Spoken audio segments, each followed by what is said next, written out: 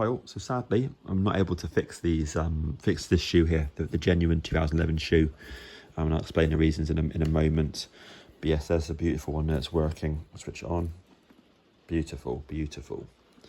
We've also got a version 4 there. This is a sort of comparison, and you'll see my videos. But big thing, laces versus flush laces.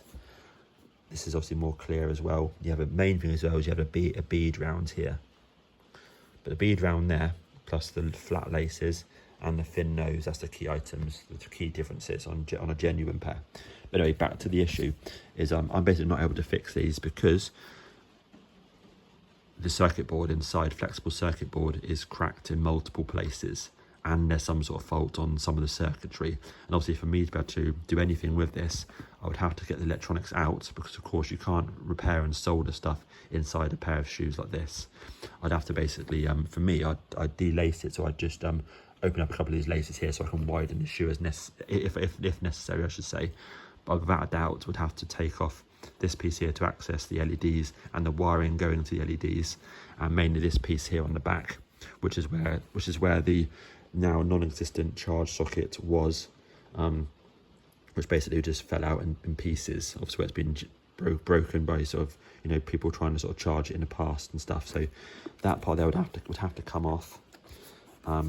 This part here as well, in order for to get access to the electronics inside, but take them out, and then for me then to have any chance of actually repairing them.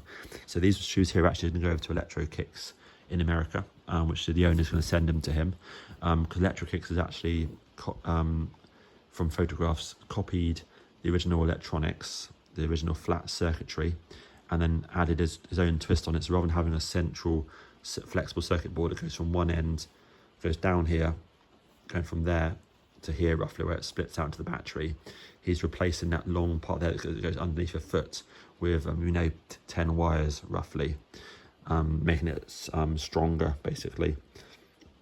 So looking inside here, this is it here. This is how they look. So obviously the insole's just there. So underneath here you have a black cover, and underneath there you have a lithium ion battery, not lithium polymer, along with that circuit board there, which is, there's 2 points just there. That would normally attach solder directly to the battery. Also I've desoldered it in order so I can test and attach a new battery onto it and to check it and what, etc, etc. But yeah, the battery would normally have 2 inches of wire on it. Down here there's normally this piece here is normally attached from there to here. That's part there that was all damaged around this whole section's all sort of cracked around here, which I guess is a key weak point where it goes from here and it drops down here. So that was cracked. So I removed that in order to be able to check the circuit board underneath it. This one here, where I basically used this solderless, like a liquid solder, because of course you can't get in there with a soldering iron very easily. Too much risk. It's not worth damaging anything on the shoe. So I use this that sort of liquid solder, which works really well. But either way, that part there is for the EL panel. So if you connect an inverter on there, it lights up the EL panel.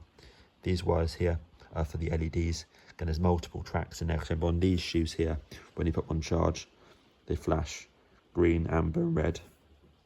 And then of course, so that piece there would of course normally be attached from there to there, connecting power here and running power from multiple places, but directing it down here. There's just cracks along the board, and obviously you can't really do much with this inside the shoe, because all you can do is scrape off the surface to check stuff. You can't really do much more than that without getting in there.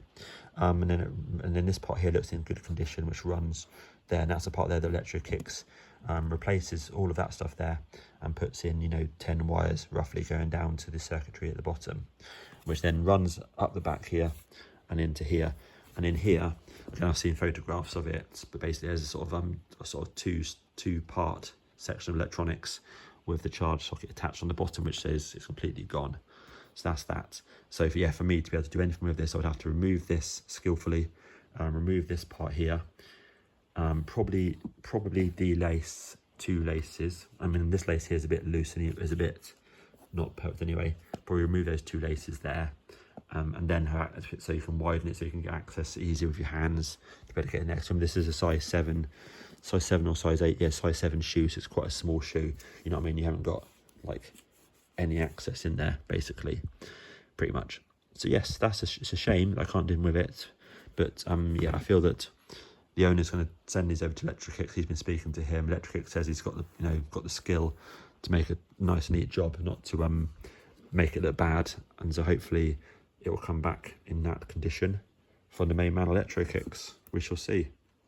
But yeah, that is basically virtually pristine, apart from a little bit on here. You know, there's a couple of little tiny little bits of wear marks on the bottom, bit of fading on there, but the sole here looks beautiful. So yeah, it's a shame I can't do anything with it, but yeah, Electrokicks, if he's got the parts, spent thousands of pounds on developing these bits and pieces, then yes, then he is the best person to have a go on these. Cool. And yeah, so there for comparison, that's those ones there. Cool, nice one, thanks all. And yeah, those be collected, and that now will be off to America, and hopefully it'll come back beautiful. Excellent. Cheers all.